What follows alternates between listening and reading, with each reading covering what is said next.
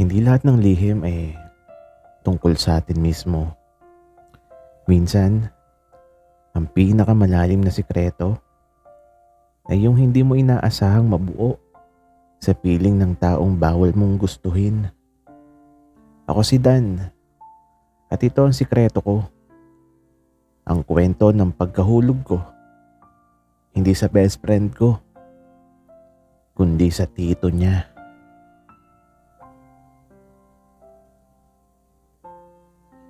Alam niyo naman siguro yung feeling na may best friend kang halos kapatid mo na.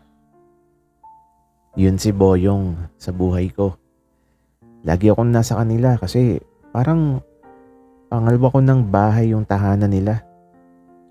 Pero sa totoo lang, hindi lang si Boyong ang dahilan kung bakit ako laging naroon. Unang beses ko siyang makita, si Tito Carlos. Matangkad, matipuno, yung tipong kahit nakatambay lang sa sopa, parang leading man sa pelikula. Ang simpleng pag-ayos niya ng buhok o pagbuhat ng galon ng tubig, para sa akin, eksena agad. Pre, dito ka na lang matulog ha, para hindi ka na umuwi ng gabi. Sabi ni Boyong sabay tawa. Kung okay lang, sagot ko. Pero sa loob-loob ko, oo, okay na okay. Lalo na kung makikita ko ulit si Tito. Habang naglalaro kami ng Mobile Legends ni Boyong sa sala, biglang lumabas si Tito Carlos galing banyo. Naka-white na sando at shorts. Basa pa yung buhok niya. Doon ko naramdaman yung kakaibang kaba. Boyong, huwag kayong magpuyat ha, maaga pa ako bukas. Sabi niya, sabay tingin sa amin. At sa isang iglap, nagtagpo ang mga mata namin. Saglit lang pero ramdam ko, parang may kakaiba. Hindi ko alam kung napansin ni Boyong na natigilan ako. Ang alam ko lang, mula nung gabing yon, mas lalo kong gustong laging nasa bahay nila. Hindi lang dahil masaya yung pagkakaibigan namin, kundi dahil may isang taong di ko dapat iniisip. Pero hindi ko mapigilang hanapin. Akala ko simpleng crush lang yun. Akala ko mabilis din na mawawala pero mali ako. Kasi sa bawat araw na lumilipas, mas lalo akong nahuhulog. At hindi ko alam kung paano ko itatago. O kung kaya ko pa bang pigilan. Ito na yata ang simula ng isang lihim na siguradong babago sa buhay ko. Simula nung una kong mapansin si Tito Carlos, parang hindi na siya mawala sa isip ko. Yung mga mata niya, hindi ko na alam kung imahinasyon ko lang pero pakiramdam ko, iba yung tingin niya sa akin nung gabing yun. Kinabukasan, bumalik ulit ako kina Boyong. Tipikal na tambay lang. Laro, kwento, tawanan. Pero habang abala si Boyong sa pagluluto ng noodles, naiwan ako sa sala. At doon biglang bumaba si Tito Carlos galing sa taas. Naka-gray na t-shirt at fitted na short. Halata yung hulma ng katawan. May hawak siyang tuwalya, parang kakagaling lang sa workout.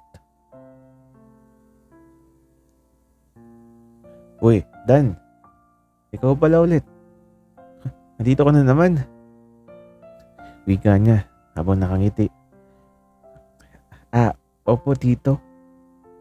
Sagot ko, sabay iwas ng tingin pero ramdam ko yung mabilis na pintig ng puso ko. Umupo siya sa sofa sa mismong tabi ko. Amoy ko agad yung sabon at pawis niya. Hindi nakakailang kundi Nakakaakit.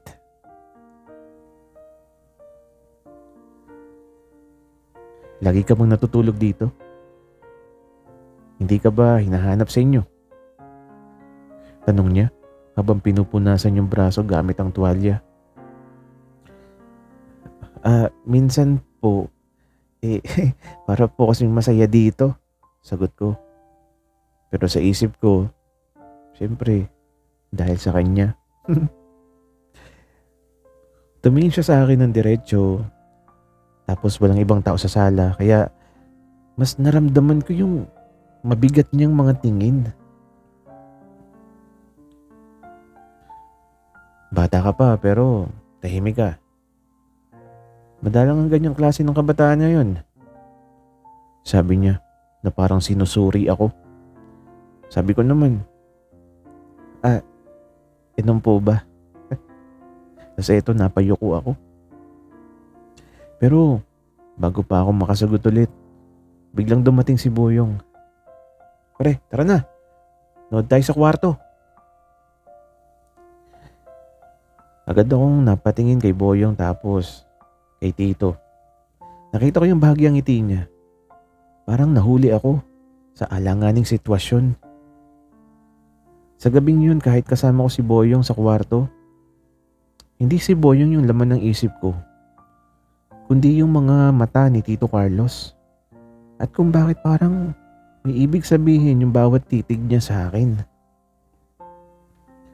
May mga tanong na hindi mo agad kayang sagutin pero minsan sapat na yung pakiramdam para mahulog ka ng tuluyan. At ako, unti-unti nang bumibigay sa mga titig ni Tito Carlos. Biyernes ng gabi, sabi ni Boyong, mag-inuman daw kami sa kanila. Ako naman, game agad. Pero, hindi dahil sa alak, kundi dahil alam kong makikita ko na naman si Tito Carlos. Pre, chill lang tayo ha. Huwag kang magpapakalasing. Tawa ni Boyong habang nilalapag yung 2 bote ng gin sa mesa. Sabi ko naman, oo. Pero sa loob-loob ko, alam kong mahina ako sa alak. Nasa terrace kami, malamig ang hangin. Nakaupo si Boyong sa harap ko. Habang si Tito Carlos naman, sumama na rin. Katabi ko pa. Pwede ba ako makisalo? Tanong niya. Syempre naman Tito. Wika naman ni Boyong. At doon nagsimula ang mahabang usapan. Tungkol sa school, sa buhay, pati na sa mga kalokohan ni Boyong. At habang tumatagal, naramdaman kong umiinit yung pisngi ko. Hindi ko alam kung dahil sa alak o dahil sa presensya ni Tito Carlos sa tabi ko.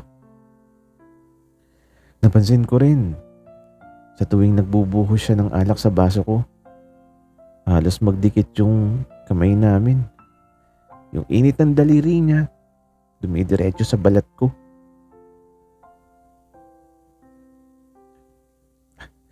Dan, kaya mo pa? Tanong niya sabay ngiti. Kaya pa. Sagot ko kahit medyo hilo na. Nagpatuloy yung tawanan hanggang sa unti-unti nang bumigat yung ulo ko. Ramdam ko na lang sa pagitan ng ingay at tawanan, may malamig na kamay na tumapik sa balikat ko. Boyong, lasing na yata tong kaibigan mo. Ako na mag-aasikaso dito. Narinig kong sabi ni Tito Carlos. Okay Tito, iwanan ko na sa'yo.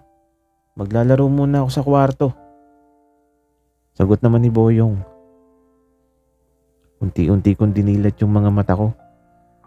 Nakita ko si Tito nakangiti. Hawak ako sa balikat. Halika na. Doon ka na sa loob mahiga. Bulong niya. At bago ko pa namalayan, Inalalayan na niya ako papasok. Doon ko lang naramdaman na mas malapit na pala siya sa akin kaysa kahit sino. Sa dami ng gabing kasama ko si Boyong, ngayon lang ako nakaramdam ng ganitong kaba. Kasi ngayong gabi, si Tito Carlos na ang nagbabantay sa akin. At hindi ko alam kung anong mangyayari kapag magising ako bukas ng umaga.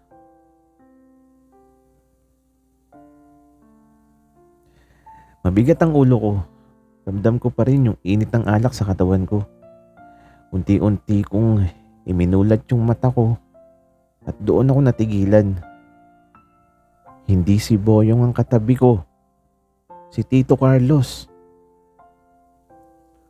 Nakatalikod siya pero kita ko yung malapad niyang likod sa ilalim ng puting sando. Ang mahinang paghinga niya ramdam ko sa unan. Sobrang lapit namin. Halos magkadikit na yung braso namin. Bakit siya nandito? Bakit siya yung katabi ko? Dahan-dahan kong inangat yung sarili ko pero sa mismong sandali na yun, biglang gumalaw si Tito. Umarap siya sa akin. Nagtagpo yung mga mata namin. Ilang segundo, tahimik lang.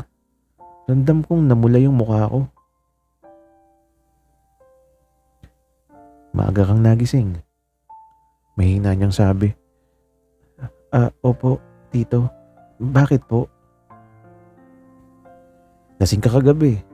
Ako na nagdala sa'yo dito. Wika niya. Pero may bahid ng ngiti sa labi niya. Nanlamig ang palad ko. Hindi ko alam kung anong ibig sabihin ng titig niya. Hindi naman siya umiwas. Hindi rin ako makagalaw. Maya-maya tumayo siya mula sa kama. Magpahinga ka pa, Dan. Ako nang bahala kay Boyong. Iniwan niya akong tulala. Hindi ko alam kung binibigyan ko lang ba ng kahulugan yung simpleng pag-aalaga niya o may tinatago ring lihim si Tito. Pero ang sigurado ako, simula ngayong araw na to, hindi na lang simpleng crush ang nararamdaman ko. Sa bawat pagdilat ng mata ko, si Tito Carlos ang una kong nakikita. At habang tumatagal, mas lumalalim yung nararamdaman ko. Pero paano kung isang araw, mahuli kami ni Boyong? Handa ba ako ipaglaban ng lihim na to? Lumipas ang ilang araw mula nung paggising ko na si Tito Carlos yung katabi ko. Hindi ako mapakali. Sa tuwing pupunta ako kay Boyong, pilit kong tinatago yung kaba sa dibdib ko. Pero si Tito parang wala lang. Natural pa rin siya na nakangiti, kumikilos na parang walang nangyari. At iyon yung mas lalong gumugulo sa isip ko.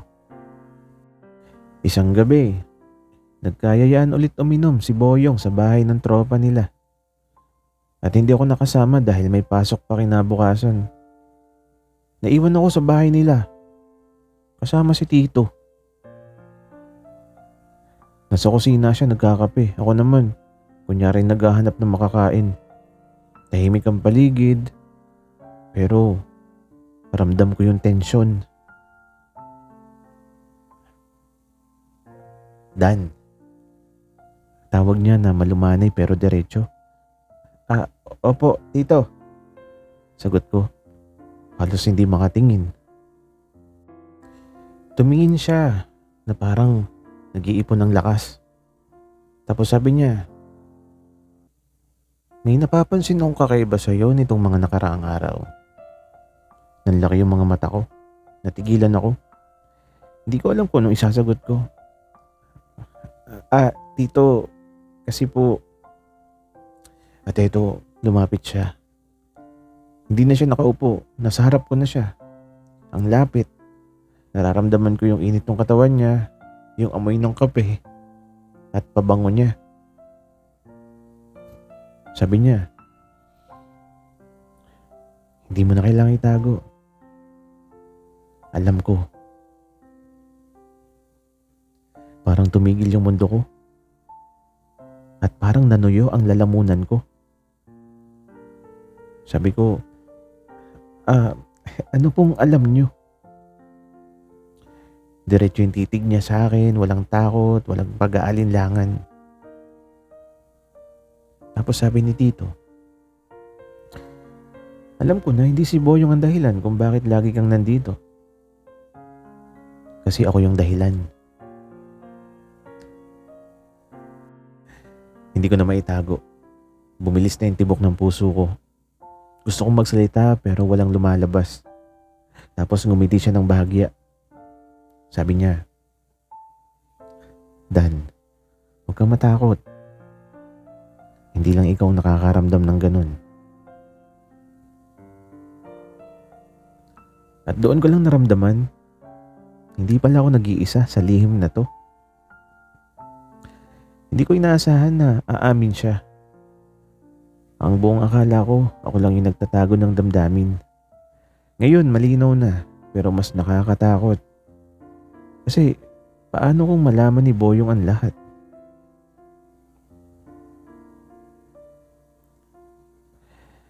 Hindi ko makalimutan yung gabing umamin si Tito Carlos.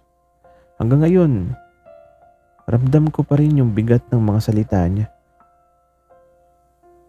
Hindi lang ikaw yung nakakaramdam ng ganun. Yun yung sinabi niya na hindi ko makakalimutan. Mas lalo akong nahulog. Araw-araw, hinahanap ko ang mga sandaling magtatagpo ang mga mata namin o yung palihim na pagngiti niya, pero mas lumalaki rin yung takot ko. Isang gabi, muling nag-inuman si Boyong, ako at si Tito. Tapos mag-inuman, naunang umakyat sa kwarto si Boyong. Kami ni Tito naiwan, pero ramdam yung init at tensyon. Dan, tawag niya. Mahina pero puno ng emosyon. Tito, sagot ko, halos pabulong. Lumapit siya. Napalunok ako. Ilang pulgada na lang. Ramdam ko na yung init ng hininga niya. At bago pa man ako makapag-isip, naglapat ang labi namin. Mahina, mabilis, pero totoo. Tumigil kami agad. Pareho kaming nagulat sa lakas ng nararamdaman namin. Hindi dapat pero hindi ko na rin kayang pigilan. Bulong niya. At mula sa silid ni Tito Carlos, biglang bumukas ang pinto ng kwarto. Pre, nakalimutan ko. Sigaw ni Boyong pero agad siyang natigilan nang makita kami magkalapit ni Tito. Nanlamig ako, para kung binuhusan ng tubig. Hindi ako makagalaw. Di ko alam kung tatakbo ba ako o aamin. Boyong, nanginginig kong sabi. Pero bago pa ako makapagpaliwanag, umakbang si Tito Carlos. Boyong, huwag ka sana magalit. Hindi to planado pero hindi ko rin kayang itago. Totoo yung nararamdaman ko para kay Dan. Nanlaki yung mga mata ni Boyong. Ilang segundong katahimikan. Naramdaman ko yung bigat ng sitwasyon. Hanggang sa biglang bumuntong hininga si Boyong. Dan, Tito, hindi ko in-expect to, pero kung totoo yan, wala nang magagawa. Basta, huwag niyo lang sirain yung pagkakaibigan natin. Parang nabunutan ako ng tinik. Hindi man madaling tanggapin pero pinili ni Boyong na unawain kami. Tumalikod siya sabay ngiti ng pilit. Bahala kayo dyan. Basta tandaan nyo, magkaibigan pa rin tayo, Dan. Naiwan kami ni Tito, parehong tahimik. Pero sa loob-loob ko, alam kong doon nagsimula yung totoong kwento namin. Hindi na lang lihim, kundi isang relasyon na kailangan naming alagaan kahit mahirap, kahit bawal. Akala ko lihim ang lahat, na habang buhay kong itatago yung nararamdaman ko, pero hindi pala. Minsan ng pag-ibig kahit gaano kabawal, hahanap-hanapin ng paraan para lumabas. At ako si Dan. Ito ang sikreto ko. Ang lihim kong pagmamahal sa tito ng best friend ko. 2 taon na ang lumipas mula nung umamin kami ni Tito Carlos sa isa't isa. Maraming nangyari, naging mahirap, puno ng takot at lihim na pag-uusap. Pero heto kami ngayon, magkasama pa rin. Hindi na kami kasing takot tulad nung dati. Natutunan namin maging maingat, pero sabay namin pinipiling maging totoo. Si Boyong, hindi siya nawala sa buhay namin. Oo, awkward nung una, pero habang tumatagal, natanggap din niya na may bagay na hindi niya kayang kontrolin. Hanggang sa siya pa mismo yung nagsabi sa akin, "Pre, basta masaya ka. Suportado kita. Pero kapag sinaktan ka ni Tito, ako ang unang lalaban sa kanya." Napangiti ako nun. Doon ko lang naramdaman kung gaano kahalaga ang tunay na kaibigan. Si Tito naman, o dapat ko na sigurong tawaging Carlos. Hindi na siya simpleng crush na ikinukubli ko. Siya na yung tahanan ko. Yung tipong kahit simpleng hawak ng kamay habang naglalakad sa palengke, sapat na para iparamdam na ligtas ako. Minsan iniisip ko, paano kung hindi ako naging matapang? Paano kung tinago ko lang habang buhay yung nararamdaman ko? Siguro hanggang ngayon, lihim pa rin akong umiiyak sa unan. Pero ngayon, nakangiti na ako. Kasi pinili ko siyang mahalin. At pinili niya rin ako. Hindi ko inakalang mangyayari dito. Na ang lihim na tinatago ko noon balang araw, magiging totoong pag-ibig. Ako si Dan. At ito ang huling lihim na isusulat ko na kahit saan ako dalahin ng panahon, sa huli, ang puso ko ay para kay Tito Carlos pa rin. Sana'y nagustuhan nyo ang kwento ko.